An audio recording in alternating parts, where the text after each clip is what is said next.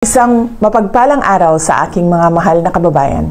Taus-puso akong bumabati sa lahat nang lumahok sa malawakang Peace Rally ngayong araw.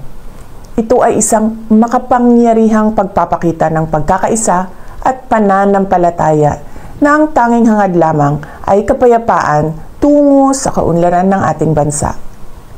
Nagpapasalamat ako sa ating mga kapatid sa Iglesia ni Cristo sa inyong patuloy na pagsisikap na maghatid ng pagkakaunawaan at pagkakaisa sa ating mga kababayan. Sa gitna ng tumataas na presyo ng bilihin, kahirapan, at iba pang suliranin, ang isang mapayapa at nagkakaisang Pilipinas ay hindi kailanman matitinag at paulit-ulit na aahon sa gitna ng hamon ng panahon.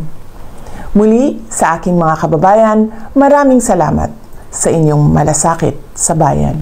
Mabuhay ang sambayanang Pilipino.